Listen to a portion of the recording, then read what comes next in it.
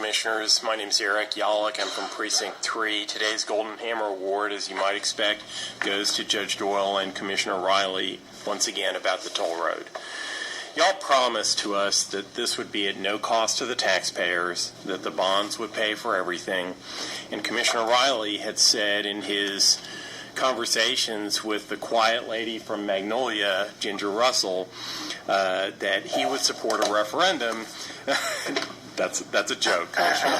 That he would support a referendum if the taxpayers ended up having to pay money. Well, now what we found out in the last Commissioners Court meeting, thanks to Mr. Mueller's presentation, was that under these right-of-way agreements, these are hardly gifts to the taxpayers.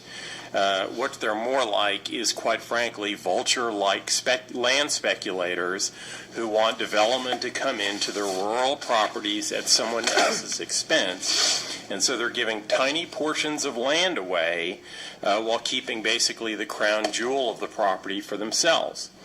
Now, that's fine. That's what real estate development is in large part. However, the taxpayer shouldn't be asked to pay for it. And what's happening is that because there is no state money or county money set aside, or even developer money set aside for the frontage roads, we're looking at an enormous expense to the taxpayers for the construction of TX 249. Now, the 3.6 mile portion, actually, if you look at it, 0.73 miles of it does not have frontage roads that sufficiently meet TxDOT standards for frontage roads along that type of road.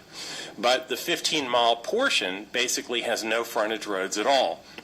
And so I asked some engineers to look at how much it would cost the taxpayers, likely, for the frontage roads along the TX 249 extension tollway that y'all are proposing. And the estimate is coming back in the range of $48 to $60 million for those frontage roads. So I'd like to offer a suggestion. Commissioner Riley has said that we would do a referendum if the taxpayers were going to be out of pocket. And I'd like to suggest that we go ahead and do that referendum. Let's go ahead and consider issuing road bonds for those frontage roads. Have a referendum on it.